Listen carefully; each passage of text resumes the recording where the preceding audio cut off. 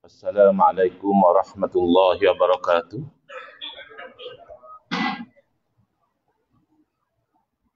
Bismillahirrahmanirrahim. Alhamdulillahi rabbil alamin. Wa afdalus salati wa atamu taslimi ala sayyidina Muhammadin wa ala alihi wa sahbihi ajma'in. Rabbi shrah li sadri wa yassir li amri wa hlul 'uqdatam min lisani yafqahu qawli. Subhanaka la ilma lana illa ma 'allamtana innaka antal alimul hakim. Allahumma akhrijna min zulumatil wahmi wa akrimna binuril fahmi waftah alaina bima'rifatil ilmi wa sahhil akhlaqana bil hilm waj'alna mimman yastami'una al-qawla fayattabi'una ahsana. Allahumma آت نفوسنا تقواها وزكها أنت خير من زكاها أنت وليها ومولاها. اللهم أرنا الحق حقا وارزقنا اتباعه وأرنا الباطل باطلا وارزقنا اجتنابه. اللهم انفعنا بما علمتنا وعلمنا ما ينفعنا وزدنا علما وهدى. أما بعد. Qala asy-syaikhul muallif al-imam hujjatul islam Abu Hamid Muhammad ibn Muhammad al-Ghazali at-Tusi rahimahullah ta'ala wa nafa'ana bihi wa bi'ulumihi fid dharaini amin. Wa amma fid dini bi an kafartahu aw badda'tahu aw dallaltahu fa huwa as'abul umur. Fatahtaju ila takzibi nafsika inda man qulta lahu zalika. Wa antastahilla min sahibika in amkanaka wa illa fal ibtihalu ila Allah ta'ala jiddan wa tanaddumu ala dhalika liyurdiyahu anka. Alhamdulillah, muslimin, muslimat, hadirin hadirat yang saya hormati, moga-moga kita semua dirahmati dan diberkati oleh Allah Subhanahu wa ta'ala. Dan moga-moga kita semua dikurniakan oleh Allah Subhanahu wa taala kefahaman yang baik dalam urusan agama sesuai dengan sabda junjungan Nabi kita Nabi Muhammad sallallahu alaihi wasallam, man yuridillahu bihi khairan yufaqihuhu fid din. Barang siapa yang Allah nakkan dengan dia kebaikan, nescaya Allah beri dia faham dalam urusan agama. Dan moga-moga kita semua dikurniakan oleh Allah Subhanahu wa taala akhlak yang mulia sesuai dengan sabda Nabi sallallahu alaihi wasallam, innama bu'istu liutammima makarimal akhlaq. Hanya saja saya dibangkitkan demi untuk menyempurnakan kemuliaan akhlak. Alhamdulillah, pagi ini insya-Allah kita akan menyambung pengajian kuliah subuh bulanan hari Sabtu yang ketiga anjuran Masjid Al-Khairiyah Keramat AU3 menggunakan kitab Minhajul Abidin, Jalan Para Abid, Tata Cara Ahli Ibadah, hasil tangan Al-Imam Al-Ghazali rahimahullah ta'ala.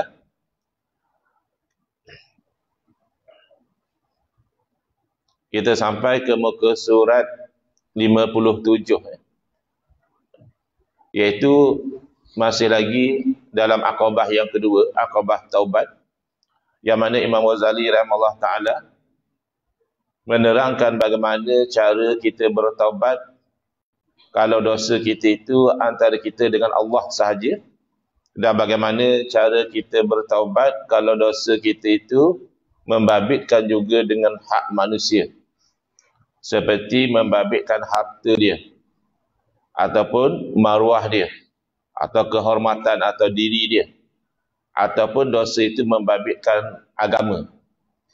Adapun yang membabitkan agama, kata Imam Ghazali rahimahullah ta'ala, macam mana itu? Iaitu dengan kamu tu mengkafirkan dia, atau kamu membid'ahkan dia dengan arti bid'ah yang sesat, atau kamu mengatakan dia sesat. Maka ini yang paling sukar sekali. Maka untuk bertaubat memerlukan kamu itu mendustakan diri kamu sendiri di hadapan orang yang kamu telah tuduh dengan tuduhan-tuduhan tadi, kamu kena mengaku bahawa saya itu bercakap benda yang tak betul. Dahulu saya mengkafirkan kamu tu saya silap. Saya salah. Dia kena mendustakan diri dia. Dan bahawa kamu kena minta halal. Mohon maaflah. Mohon maafkan kesalahan dan dosa saya. Selama mana boleh kena minta maaf. Wa illa, dan sekiranya tak boleh, mungkin orang tu telah meninggal dunia ataupun cari dah tak jumpa dah, maka hendaklah kamu itu merintih, merayu dengan sebenar-benarnya kepada Allah Ta'ala, dan hendaklah kamu sentiasa merasa menyesal atas dosa yang kamu lakukan itu. Moga-moga Allah Ta'ala menggerakkan hati orang itu di akhirat sekurang-kurangnya untuk dia itu meredakan bagi kamu, maknanya dia halal lah. Kalau tak, sangkutlah. Lalu kita sambung di nota kaki. Di muka surat 57, dituliskan di situ selepas petikan daripada kalam Imam Ghazali rahimahullah ta'ala dalam Bidayatul Hidayah. Bidayatul Hidayah maknanya permulaan hidayah. Pun Imam Ghazali dah pesan, yang bermaksud jangan kamu putuskan, maknanya kamu pastikan dengan penyaksianmu atas seorang daripada ahli kiblat, orang yang zahirnya orang Islam, tiba-tiba kamu menghukumnya syirik, ataupun kamu mengatakan dia kafir, atau kamu menuduh dia munafik. Kerana kebanyakan perkara ini dia berada dalam hati. Walaupun mungkin terzahir pada tindakan, tapi yang pasti benda itu syirik, kufur, munafik ni dalam hati. Kerana sesungguhnya yang melihat rahsia-rahsia hati ialah Allah Ta'ala juga. Maka jangan kamu masuk campur antara hamba dengan Allah Ta'ala. Yang kita hukum, yang kita buat ketetapan berdasarkan zahir. Dia bercakap satu perkara yang salah dari segi agama, ataupun dia berbuat satu perkara yang bercanggah dengan hukum, yang tu kita boleh buat satu penyaksian. Adapun kita nak kata dia ni sebenarnya dalam hati dia ada syirik, sebenarnya dia ni walaupun sembahyang dia itu kafir, walaupun dia ni zahirnya orang Islam tapi sebenarnya dia munafik, iaitu kata Imam Ghazali bukan urusan kamu. Dan ketahuilah bahawa kamu pada hari kiamat nanti bahkan tidak akan ditanya, kenapa kamu tidak melaknat si fulan. Sekarang ni orang ringan lidah, bahkan ringan tangan menulis perkataan-perkataan laknat di dalam Facebook, di dalam Twitter dan sebagainya. Jangankah kita nak melaknat saudara seagama kita semata-mata kerana orang itu ada perbezaan pandangan, pendirian dengan kita atau kepentingan. Bahkan kamu tidak akan ditanya kenapa kamu tidak pernah sepanjang hidup kamu tak pernah pun melaknat iblis. Padahal iblis, kalau kita kata iblis laknatullah alaih pun memang tepat. Kalau kita kata iblis tu mal'un, mal'un dia maknanya yang dilaknat. Ubah sikit bahasa Melayu, mal'un. Ada hidup balik lam tu, mal'un. Asalnya bahasa Arab. La'ana yal'anu, yang berlaknat namanya la'in. Yang dilaknat namanya mal'un. Jadi kalau kita kata iblis ni yang terlaknat pun tepat dah. Tapi tiba-tiba sepanjang hidup kita tak pernah kita kata macam itu, pun tidak akan ditanya. Dan lidahmu tidak sibuk menyebut kutukan itu pun kamu tidak akan disoal mengenainya dan tidak akan dituntut pada hari kiamat nanti. Itu level iblis. Apatah lagi hanya saudara seagama kita yang berbeza pandangan sampai kita nak melaknat dia. Jangan. Sebab itu Tok Guru pesan, bila kita baca doa Allahumma hzimhum, ya Allah hancurkanlah mereka, atau kita kata wasallid alaihim kalban min kilabi, engkau kuasaikanlah mereka itu satu serigala atau satu singa daripada singa-singamu. Asalnya kalb ni maknanya anjing. Jangan sekali-kali kita itu niatkan kepada saudara seagama kita. Memang mungkin dia berbeza dengan kita, mungkin dia ada permusuhan dengan kita, Tapi tidak selayaknya. Kemudian disambung di bawah itu, menuduh orang lain fasik atau kafir sangat besar bahayanya kepada agama orang yang menuduh. Boleh jadi rosak agama dia. Mungkin dia rasa dia orang yang mempertahankan agama. Tapi bila dia tidak berhati-hati bab takfir, budaya takfiri, mudah mengkafirkan orang Islam ni, maka agama dia sebenarnya yang terancam. Mana tahu? Nabi SAW bagi tahu.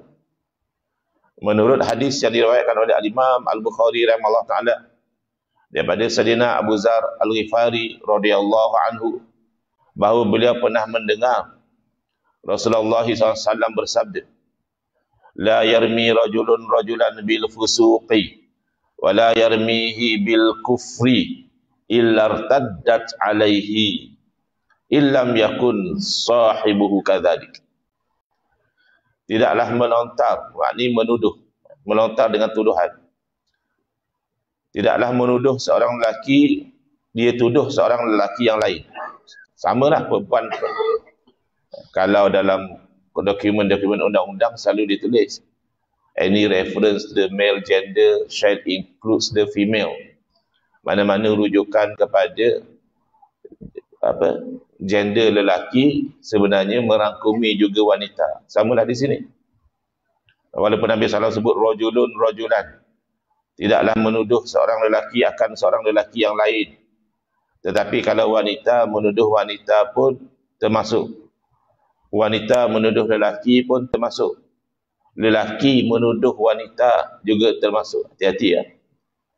Dekat dunia, kat mahkamah dunia ni mungkinlah kamu boleh berhujah, bawa peguam, reka cerita. Tapi Allah Ta'ala tahu. Lalu kamu tuduh dia sebagai fasik, atau kamu menuduh dia sebagai kafir, melainkan akan patah balik tuduhan itu kepadanya, kepada orang yang menuduh, sekiranya orang yang dituduh itu tidak sedemikian. So risiko tinggi ya. Benda tak pasti, kenapa kita nak gopoh-gapah? Tapi ikutlah majlis fatwa dah bersidang, dah buat kajian, dah dengar bukti, dah panggil orang yang dia keluar fatwa, orang tu dah murtad, itu lain. Adalah sandaran kita. Imam Muslim rahimahullah ta'ala pula meriwayatkan daripada Sayyidina Ibn Umar radhiyallahu anhuma, bahawa Rasulullah SAW telah bersabda, ayyuma mri'in qala li akhihi, mana-mana orang, lelaki ke wanita ke, dia berkata kepada saudara, yakni saudara seagama dia, ya kafir, kata dia. Oi, kafir. Dia kata tu. Walaupun slang Kedah, orang faham. Kafir tu, kafir lah. Faqad ba'a bihi ahaduhuma. Maka telah pastilah status kafir itu salah seorang. In kana kama qala. Kalaulah yang memang dikatakan wahai kafir itu dia betul kafir. Okay. Wa illa raja'at alaihi. Dan sekiranya tidak, yang dituduh itu sebenarnya dia tidak kafir, maka berpatah baliklah tuduhan itu kepada si penuduh. Itu kan bahaya. Oleh itu jangan kita sewenang-wenang menuduh orang lain yang tidak sebulu dan tidak sependapat dengan kita hanya berasaskan emosi dan menurut perasaan. Seronoklah, nafsu rasa puas, dapat kata kau orang kafir, musyrik, ahlul bid'ah, sesat. Jangan. Tanpa ada pembuktian dan penelitian. Itulah kata-kata ni adalah kerja mahkamah. Mahkamah lah yang boleh panggil orang saksi, kaji nilai bukti.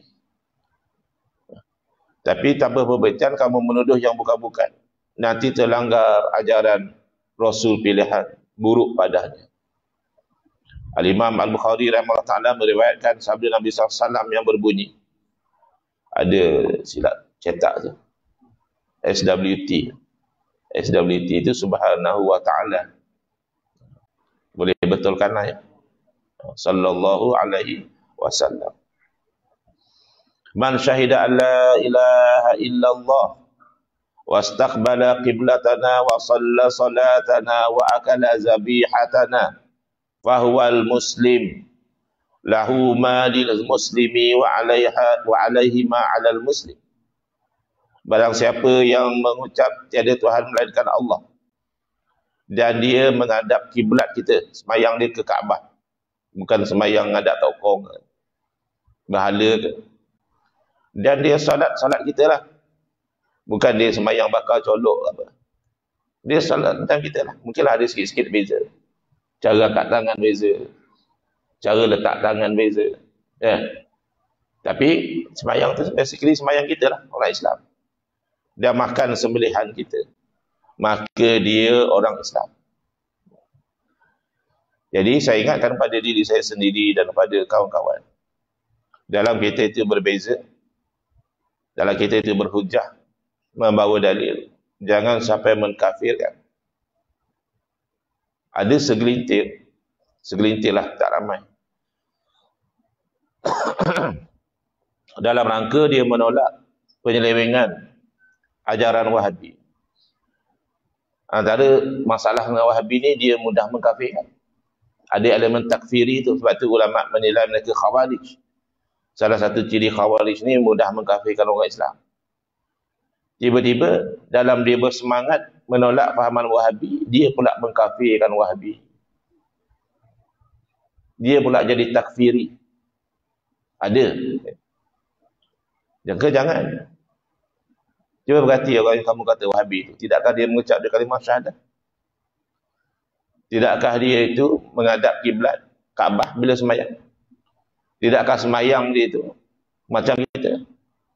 Tapi dia tak baca kunut, Ustaz. Tak baca kunut tu bukan mengkafirkan. Tak baca kunut Hanafi, Hambali pun tak baca. Yang kita marah sikit kat mereka ni, dia tak baca kunut, dia duduk sibuk. Kata baca kunut bid'ah lah, apa, itulah kita marah sikit. Tak payah nak bid'ah, kamu dia silap. Kamu nak mengamal tak baca kunut, teruskanlah. Kami yang nak mengamal baca kunut, janganlah kami kacau pula. Tapi taklah sampai menjadikan dia kafir. Dan dia makan sembelihan kita, kita pun makan sembelihan dia. Maka dia orang Islam. Kamu nak cegah kebatilan dia, silakan. Kamu nak bawa dalil hujah menolak kesesatan dia, silakan. Tapi kalau sampai mengkafirkan dia tu, tak boleh. Bagi dia, apa yang berhak dibolehi oleh orang Islam, dan dia juga menanggung tanggungjawab sebagai seorang Islam. Al-Imam Bukhari rahimahullah ta'ala dan Imam Muslim meriwayatkan hadis daripada Sayyidina Ibn Umar radhiyallahu anhuma bahawa Rasulullah SAW telah bersabda. Ada orang ingat hadis ni menggalakkan keganasan. Dulu ada kami dialog tentang isu kafir harbi. Jadi ada orang mendakwa istilah kafir harbi itu dah tak relevan. Kita kata selagi ada orang-orang kafir yang memerangi Islam, istilah itu relevan. Kalau tak, kat mana kita nak tanggung hadis ni? Umirtu an uqatilan nas hatta yashhadu an la ilaha illallah wa anna Muhammadar Rasulullah. Aku diperintahkan untuk memerangi manusia hinggalah mereka itu menyaksikan tiada Tuhan melainkan Allah dan bahawa Muhammad adalah Rasulullah. Wa yuqimus salah, dan mereka tunaikan salat. Wa yu'tuz zakah, dan mereka telah membayar zakat. Ini sebenarnya bukan hadis yang menggalakkan keganasan. Inilah hadis yang memberikan batasan, jangan mudah mengkafirkan. Orang tu dah mengucap di kalimah syahadah, orang tu dah semayang, dah bayar zakat. Jangan kamu masih perangi dia lagi. Dan juga tak terpakai kepada kafir zimmi yang ada akdu zimmah atau musta'min atau musta'man. Itu tidak terpakai lah ni. Ini hanya untuk kafir harbi. Kalau kamu kata istilah kafir harbi tak terpakai, dah tak relevan, maka ni nak ditanggung di mana hadis ni? Jadi selagi ada Kalau dalam Islam moden dia panggil enemy combatant. Berjuang musuh dia. Yang memerangi. Maka istilah tu relevan. Tapi dalam masa yang sama, hadis ini menolak takfiri. Batasannya orang tu dah mengucap kalimah syahadah. Orang tu dah salat, dah bayar zakat. Ya. Memang dia berbeza dengan kita dalam sudut ini, dalam sudut itu. Tapi fa idza fa'alu dzalika asamu minni dima'ahum wa amwalahum illa bihaqqil Islam. Bila dia dah buat perkara tadi, maka mereka telah memelihara dariku darah mereka dan harta mereka. Mana tak boleh dibunuh, tak boleh dirampas harta dia. Tapi Wahabi langgar ayat ni. Zaman mula-mula kebangkitan dia tu, dia gelar diri dia muwahhidun. Orang yang bertauhid. Tak masalah. Tak masalah nak mengaku muwahhidun. Tapi dengan konotasi yang lain daripada mereka adalah musyrikun. Orang-orang Islam yang lain daripada mereka, di Taif dari mana-mana, mereka bunuh, mereka sembelih dan sebagainya. Tak ikut hadis lah. Nabi larang. Orang yang di masjid boleh bunuh. Tak boleh gambarkan. Tengok yang apa ISIS buat lebih kurang. Sebab dulu tak adalah rakaman-rakaman yang macam zaman moden ni. Kerana ISIS dia rakam perbuatan dia tu jelas. Dia bakar orang hidup-hidup. Dia lemaskan orang hidup-hidup. Dia sembelih dan sebagainya. Zaman dulu macam itulah yang dilakukan. Zaman kebangkitan Wahabi yang duk tertarik dengan Wahabi ni jangan tak baca sejarah. Hanya terpesona dengan slogan berpegang Quran hadis. Habis selama ni orang Islam tolak Quran hadis lah. Ya. Jadi ini pernah berlaku. Sebab itu dikatakan Khawarij ini bahaya. Kilabun nar diumpamakan sebagai anjing-anjing neraka. Di dunia ni pun dia dah menyakiti umat Islam dengan mengkafirkan, dan ada masanya sampai dia membunuh dan merampas harta. Kita ahli sunnah wal jamaah tak boleh buat macam tu. Wa hisabuhum 'ala Allah Ta'ala. Tapi kod dia ni sebenarnya begini. Tu perhitungan dia tu Allah punya hak lah. Kamu tak sibuk lah. Zahirnya dia mengucap di kalimah syahadah, dia semayang, dia bayar zakat, ya. Adapun dalam hati dia ada nifaq, ada apa tu, ya. Itu dia dengan Allah Ta'ala. Bukan kerja kamu. Muka surat 58. Rasulullah SAW mengakui keislaman seseorang dengan pengucapan dua kalimah syahadah, pelaksanaan salat dan pembayaran zakat. Sebab itu bila zaman Sayyidina Abu Bakar radhiyallahu anhu, ada orang-orang yang tak nak bayar zakat, Sayyidina Abu Bakar perang. Sebab dah tak terpelihara dah lagi. Dia dikaitkan dengan zakat tadi. Dia menolak kewajipan zakat. Kalau tak bayar zakat semata-mata, itu taklah sampai diperangi. Adalah hukuman dia, ta'zir dia. Tapi ni memang dia tak nak bayar, dia tetap wajib. Maka kita janganlah berani melanggar, kita pula nak kata orang tu kafir, jangan. Janganlah kita berani melanggar ketetapan Allah dan Rasulnya itu dengan menuduh orang lain kafir. Sama ada dengan perkataan, kita pergi kata dia kafir, atau dengan perbuatan. Seperti kita tidak memakan binatang sembelihan mereka, atau kita pulau-memulau tak bagi salam, tak apa, tak nak jadi makmum, dan sebagainya, yang boleh merosakkan keimanan diri sendiri, dan juga boleh memusnahkan hubungan mesra masyarakat Islam, dan secara tidak disedari kita sebenarnya telah melanggar ajaran Islam. Kita rasa kita memperjuangkan Islam, lalu kita duk kata orang ni kafir. Na'udzubillah min zalik. Kita memohon perlindungan dengan Allah Ta'ala daripada terjerumus kepada sikap takfir tadi. Allahumma ja'alna hadina muhtadina ghaira dhallina wala mudillin, amin ya rabbal alamin. Ya Allah, jadikanlah kami orang-orang yang memberi petunjuk kepada orang lain. Bila kita bercakap terang, orang dapat hidayah. Dan kita juga orang yang mendapat petunjuk. Dan bukanlah kita itu orang yang sesat lagi menyesatkan orang lain pula.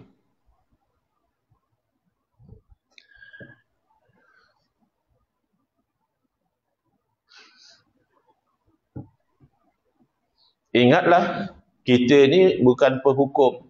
Bukan kerja kita nak hukum orang. Bukan penghisap dan penghitung. Kita pula nak hitung pahala dosa orang.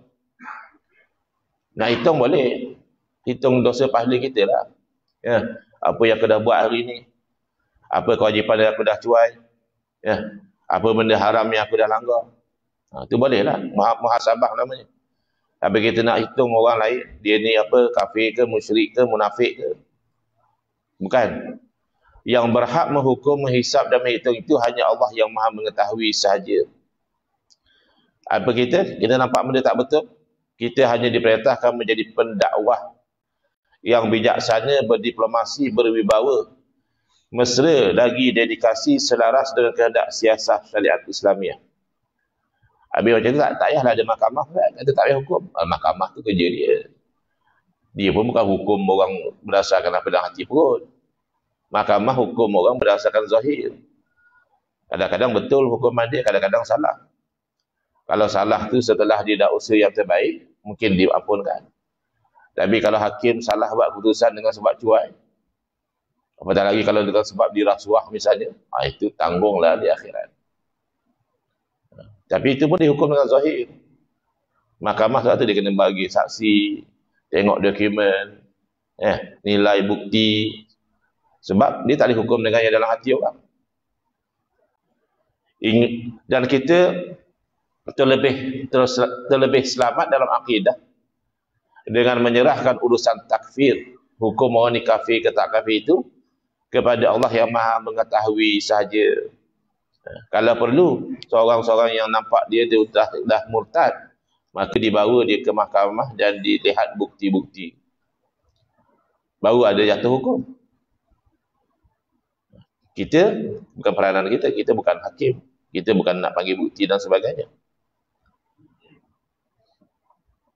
Kita terlebih selamat dengan menerangkan kepada mereka yang mengaku agama Islam dan dia mengaku dia kasih akan agama dia, tetapi dia melanggar ajaran-ajaran Islam.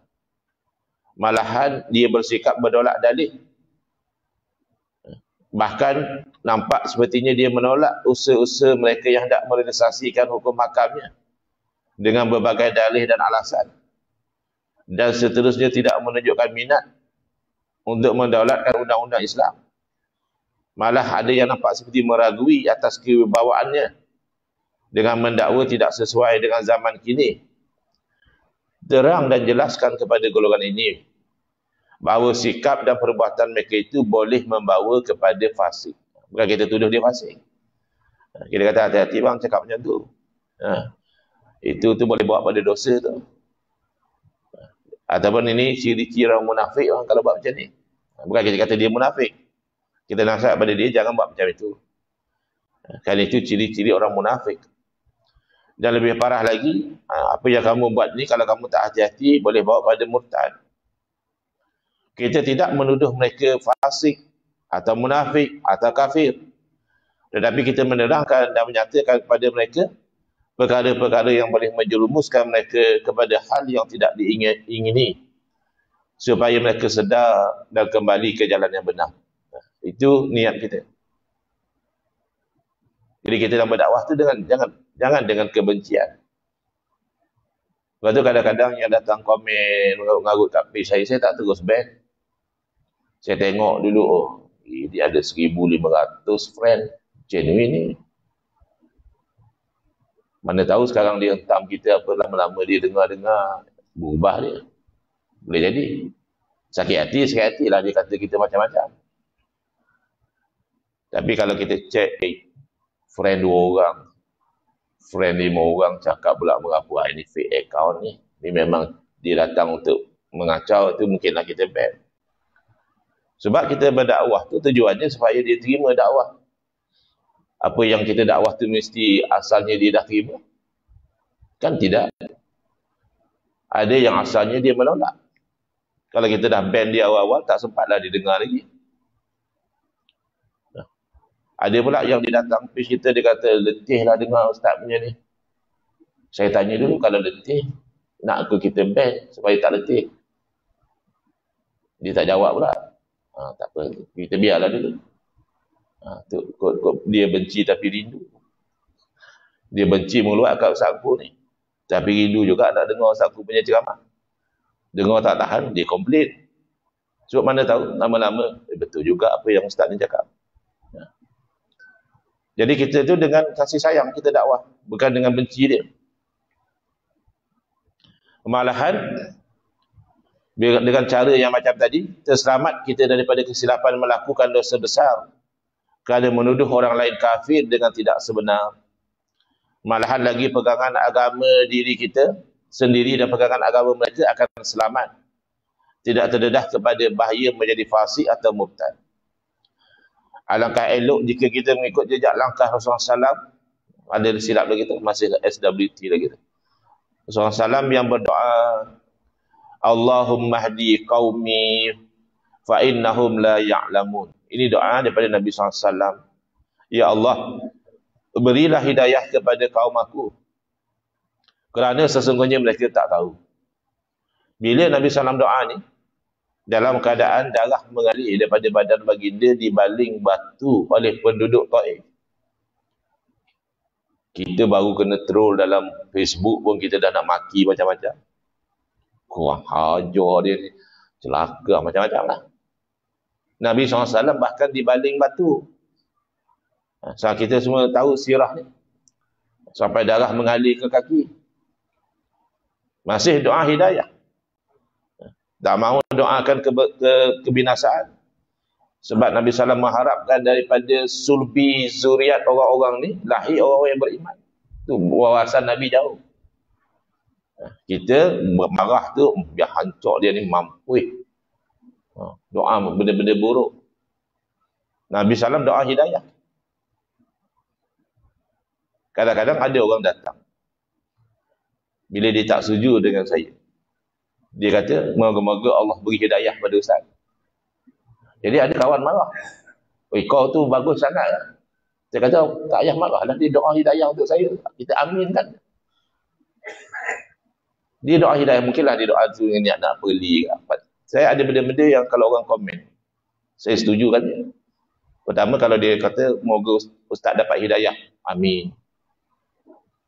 Dia doa kita hidayah. Ada lagi satu, kalau dia pesan, Ustaz, taubatlah Ustaz. InsyaAllah saya jawab. Apa taubat dengan kewajipan kita? Dia ingatkan kita dengan kewajipan kita. Memang orang-orang yang follower, yang fan kita marahlah. Wah, hajar dia ni. Ya. Tapi betul lah. Dia suruh kita taubat. Biasa dua komen ni saya iakan je. Apa tujuan, apa niat tu dia dengan Allah Ta'ala lah. Kalau dia tahu Ustaz, taubatlah Ustaz. InsyaAllah. Saya tu. Nabi SAW hebat. Sehingga kan begitu Nabi SAW masih mendoakan hidayah. Muka surat 59. Sedangkan nanti kita akan patah balik. Sebab ini kita masih baca nota kaki. Nanti dah selesai nota kaki, barulah kita pergi patah balik pada isi yang asal, matan dia. Sedangkan ketika itu kaki baginda SAW luka berdarah kerana lontaran batu musyrikin Taif. Yang buat kerja itu bukan orang Islam pun.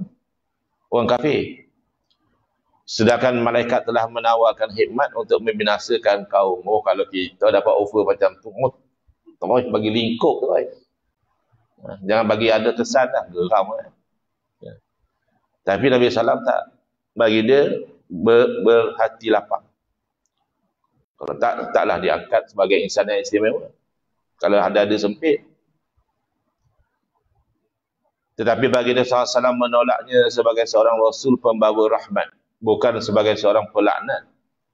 Justru itu adalah terlebih baik serta selamat agama kita dengan cara berdoa bagi diri kita. Dan juga diri mereka yang tidak sejalan dengan kita. Doakanlah kawan-kawan kita yang salah faham, yang keliru. Kita doakan hidayah buat dia. Dan dia pun tak tahu kita doakan hidayah. Dia ingatkan kita macam dia juga benci kat dia. Dia memang benci kat kita, mana tahu. Zahirlah daripada percakapan dia. Ya. Tapi untuk kita doakan hidayah kepada dia. Doa daripada belakang dia ni diaminkan oleh malaikat. Dia bagi doa fi zahril ghaib. Doa di belakang orang tu. Diaminkan oleh malaikat dan malaikat mendoakan moga-moga kamu mendapat seumpama yang kamu doakan. Kalau kita doakan hidayah buat dia, malaikat doakan hidayah buat kita. Jadi kita doa diri kita dan diri mereka yang tidak sejalan dengan kita itu agar mendapat taufik dan hidayah serta terpelihara iman mati dalam agama Islam. Wallahu waliyut taufiq, wallahu waliyut taufiqi wal hidayah. Kesimpulannya, sebagaimana kita wajib memelihara diri kita dari perbuatan takfir, jangan mudah kita mengkafirkan orang. Maka begitu juga kita wajib memelihara diri kita dari menjadi kafir. Waliyazubillah. Kena ambil tahulah berapa benda yang boleh menyebabkan murtad, kita jauhi.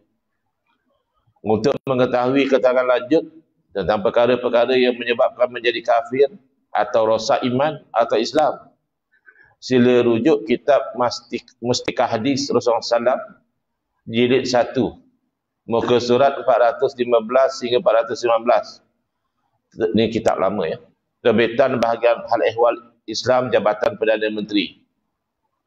Atau sila rujuk kitab Jawi, dulu kami mengaji ni dengan Ustaz Khairuddin, kawan dan guru kami. Tuhfatur Raghibin fi bayani haqiqati imanil mu'minin. Kitab Tuhfatur Raghibin ni dia cerita benda-benda yang boleh menjadikan orang itu murtad ataupun sesat.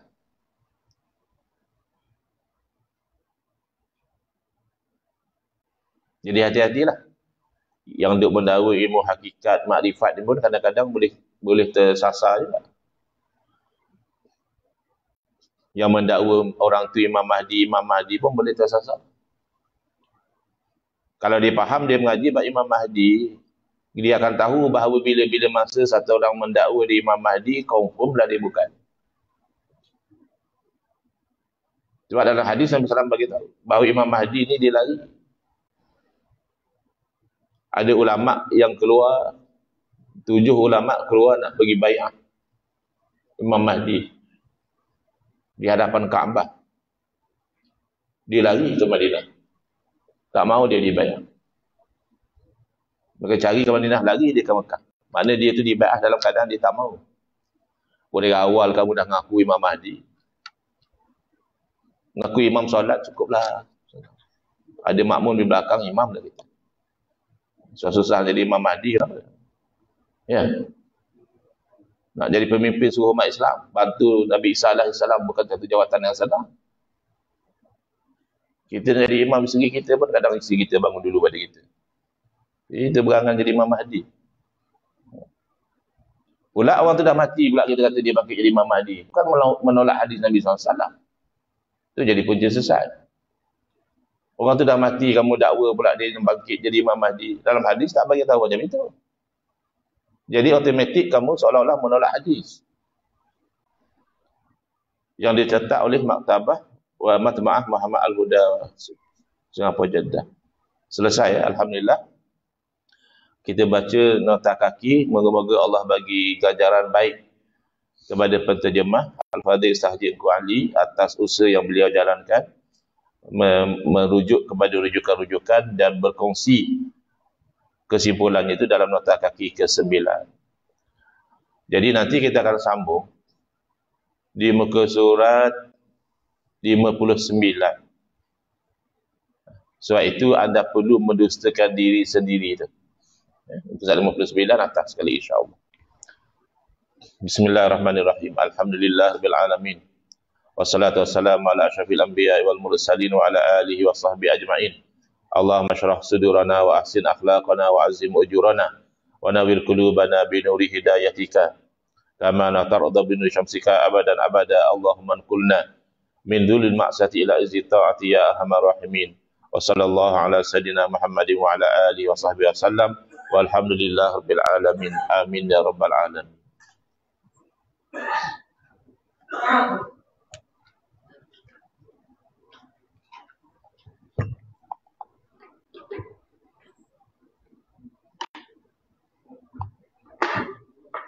Orang lain nak tengok kita.